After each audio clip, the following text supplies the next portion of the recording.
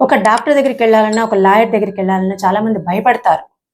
ఎందుకంటే డాక్టర్ దగ్గరికి వెళ్తే ఏదైనా జబ్బు ఉందని చెప్తారేమో, లాయర్ దగ్గరికి వెళ్తే కోర్టులు, కేసులు అనుకుంటూ కోర్టుల చుట్టూ తిప్పుతారేమో అనే భయం చాలా మందిలో ఉంటుంది. కాబట్టి చాలా మంది ఏం చేస్తారంటే సమస్య ఉన్నా కూడా అది పోస్ట్ పోన్ చేస్తూనే ఉంటారు. లేదా కొంతమంది బంధువుల సలహా తీసుకుంటారు, లేదంటే సోషల్ మీడియాలో వచ్చినటువంటి ఇన్ఫర్మేషన్ ని బేస్ చేసుకుని నిర్ణయాలు తీసుకుంటుంటారు. లేదా ఇంకొంతమంది అయితే మనకి ఎందుకులే అనుకొని వదిలేసుకొని హక్కులను కూడా పోగొట్టుకుంటారు. కానీ అందరూ ఒక విషయం గుర్తుంచుకోవాలి. డాక్టర్ని మనము ఎంచుకునేటప్పుడు ఎంత జాగ్రత్తగా ఉంటామో, ఒక లాయర్ని ఎంచుకోవడంలో కూడా అంతే జాగ్రత్తగా ఉండాలి.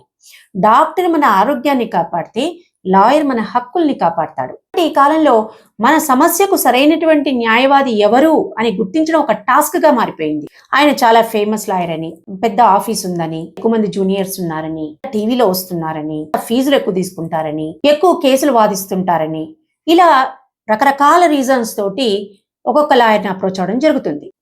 కానీ మనం తీసుకున్న నిర్ణయం అయితే తప్పు కాకూడదు కదా, తర్వాత పశ్చాత్తాప పడకూడదు కదా. అంటే మనం లాయర్ని ఎంగేజ్ చేసుకునేటప్పుడే చాలా జాగ్రత్తగా ఉండాలి.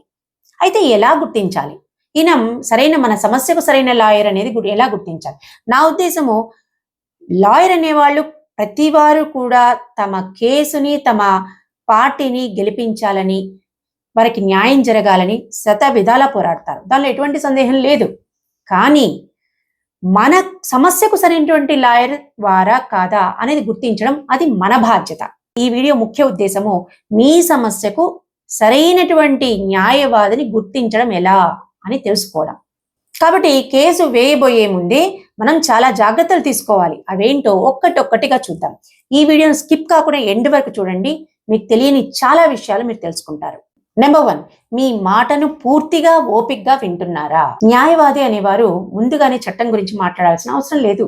మీ సమస్యను, జరిగిన సంఘటనలను, వాటికి సంబంధించిన ఆధారాలను ముందుగా వింటాడు. ఎందుకంటే కేసు బలం ముందుగానే చట్టంలో ఉండదు, మీరు చెప్పే వాస్తవాల్లో ఉంటుంది. నెంబర్ 2, వాస్తవాలు మాట్లాడుతున్నారా? న్యాయవాది అనేవారు మీకు నచ్చిన మాటలు మాట్లాడరు. మీ కేసుకు ఉన్న బలాలు, బలహీనతలు స్పష్టంగా వివరిస్తారు. 100% కేసు గెలుస్తాము అని ఎవరైనా చెప్తే చాలా జాగ్రత్తగా ఉండాల్సిన బాధ్యత మీదే.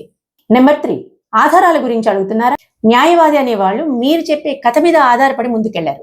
మీ దగ్గర ఉన్న డాక్యుమెంట్స్, సాక్షులు, సాక్ష్యాలు, వాటిల్లో ఫొటోసా, వీడియో రికార్డింగ్సా, మెసేజెసా, ఏవైనా సరే వాటన్నిటి గురించి తెలుసుకోవడానికి ముందుగా ప్రయత్నిస్తారు.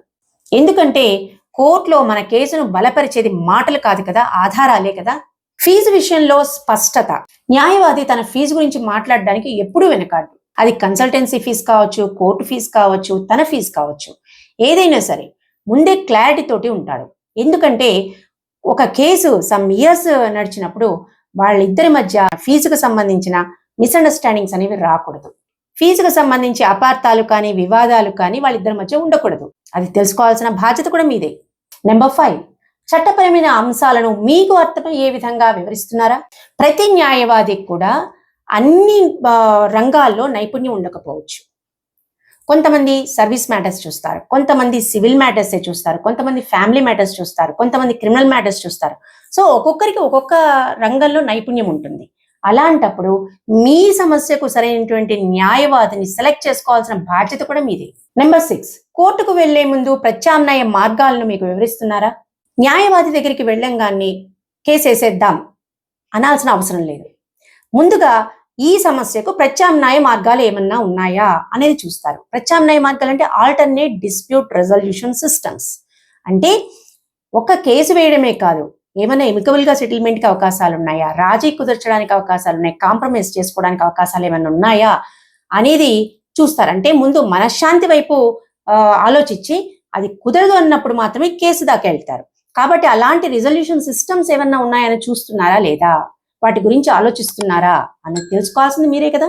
కానీ కొన్ని సందర్భాల్లో కేసు వేయడం తప్పని పరిస్థితి అవ్వచ్చు. అది మీ కేసు పరిస్థితులపైన ఆధారపడి ఉంటుంది. నెంబర్ 7, కోర్టు ప్రక్రియను వివరిస్తున్నారా? చాలా మందికి కేసు వేసిన తర్వాత ఏం జరుగుతుంది అనేది తెలియదు. అంటే కేసు వేసిన తర్వాత ఏం జరుగుతుంది, కేసులో ఎన్ని స్టేజెస్లు ఉంటాయి అనేవి ఇవన్నీ చాలా మందికి తెలియదు. అలాంటప్పుడు ముందు కేసు వేయబోయే ముందు ఇవన్నీ మీతో డీటెయిల్డ్ గా డిస్కస్ చేస్తున్నారా లేదా అనేది మీరే గమనించుకోవాలి. నెంబర్ 8, తప్పుడు హామీలు ఇస్తున్నారా? 100% కేసు గెలుస్తాము, ఆ జడ్జి నాకు తెలుసు, పలానా వాళ్ళు నాకు తెలుసు, ఒకే హీరింగ్ లో అయిపోతుంది, ఇలాంటి మాటలు వినిపిస్తే జాగ్రత్తగా ఉండాలి. ఏ లాయర్ కూడా కేసుకు సంబంధించి 100% గ్యారంటీ ఇవ్వలేరు కదా గెలుస్తామని. అది నిర్ణయించేది కోర్టు. ఇలాంటి విషయాలు ఎదురైతే మీరే జాగ్రత్తగా ఉండాలి. నెంబర్ 9, మీ సందేహాలకు సమాధానాలు చెప్తున్నారా? ఈ సామాన్యులకి కోర్టు కల్చర్ తెలియదు, కానీ కోర్టులో జరిగే విషయాలను తెలుసుకోవాలన్న ఎంతూజియాజం ఎక్కువగా ఉంటుంది. అప్పుడు ప్రతి విషయాన్ని వాళ్ళకి నిదానంగా చెప్పాలి. కానీ విషయాలు అడిగినప్పుడు కోపగించుకోవడం అనేది సరైన విధానం కాదు. వన్స్ కేసు వేసిన తర్వాత కేసు నెంబర్ ఏంటి, ఎప్పుడు కోర్టులో నెక్స్ట్ హీరింగ్ ఉంది, కేసు స్టేజ్ ఏంటి, ఇవన్నీ విషయాల గురించి తెలుసుకోవాల్సిన ప్రాథమిక బాధ్యత, ప్రాథమిక హక్కు రెండూ పార్టీదే. కానీ కొంతమంది చెప్తుంటారు, చాలా ఆశ్చర్యం అనిపిస్తుంది, మా లాయర్కి ఫోన్ చేస్తే సీరియస్ అవుతారు అంటారు. వాళ్ళకి వాళ్ళ కేసు ఏ స్టేజ్లో ఉందో తెలియదు, కేసు నెంబర్ తెలియదు, కేసు నెక్స్ట్ హీరింగ్ డేట్ ఏంటో తెలియదు. కానీ మీ కేసు మీ హక్కులకు సంబంధించిన విషయం, అది మీ భవిష్యత్తుపై ప్రభావాన్ని చూపించే వ్యవహారం. అలాంటి కేసు గురించి కనీసం సమాచారాన్ని కూడా తీసుకోకుండా ఉండడం అనేది సరైన విధానం కాదు కదా. దీనికి అర్థము లాయర్ పైన అనుమానం పెట్టుకోమని కాదు. మీ కేసుకు సంబంధించిన ప్రాథమిక విషయాలను తెలుసుకోవడం మీ బాధ్యత, మీ హక్కు. ఇక్కడ అందరం గుర్తుపెట్టుకోవాల్సింది ఏంటంటే, లాయరు క్లయింట్ సంబంధం అనేది ఒక నమ్మకం మీద ఆధారపడి ఉంటుంది. ఆ నమ్మకమే కేసు ముగిసే వరకు కూడా ఇద్దరిని కలిపి ఉంచుతుంది. కాబట్టి వాళ్ళ మధ్య ఎప్పుడు అపనమ్మకం రాకూడదు. అందుకని పరస్పరం ఇద్దరు కమ్యూనికేషన్ ప్రాపర్ గా ఉండాలి, సమాచారాన్ని ఇచ్చిపుచ్చుకోవాలి. అలాంటప్పుడు మాత్రమే కేసు పైన నెగిటివ్ ప్రభావం ఉండదు. నెంబర్ 10, మిమ్మల్ని చట్ట విరుద్ధంగా ప్రోత్సహిస్తున్నారా? నకిలీ పత్రాలను సృష్టించడము, లేని సాక్ష్యాలను క్రియేట్ చేయడము, ఉన్న వాస్తవాలను దాచిపెట్టడము, లేని వాటిని క్రియేట్ చేయడం, అన్నిటికీ అందరూ దూరంగా ఉండాలి. ఎందుకంటే అది మీ కేసుకే నష్టం కలిగిస్తుంది. సో మంచి లాయర్ అనే వాళ్ళు ఉండరు. మీ సమస్యకు, మీ కేసుకు సంబంధించి చట్టబద్ధంగా, నిజాయితీగా ముందుకు తీసుకెళ్లే వాళ్లే కదా మీ కేసుకు సరైన లాయర్. సో ఇదండి వీడియో. ఈ వీడియో పైన మీ అభిప్రాయాన్ని కింద కమెంట్ రూపంలో చెప్పండి. వీడియో కనుక నచ్చినట్లయితే లైక్ చేయండి, షేర్ చేయండి. ఫస్ట్ టైం చూస్తున్నట్లయితే సబ్స్క్రైబ్ చేసుకోవడం మాత్రం మర్చిపోవద్దు. ఛానల్లో వచ్చేటువంటి ప్రతి వీడియో మీ దాకా రీచ్ అవ్వాలంటే పక్కనున్న బెల్ ఐకాన్ని ప్రెస్ చేసి పెట్టుకోండి. ఛానల్లో వచ్చేటువంటి ప్రతి వీడియో మీరు ఈజీగా చూడగలుగుతారు.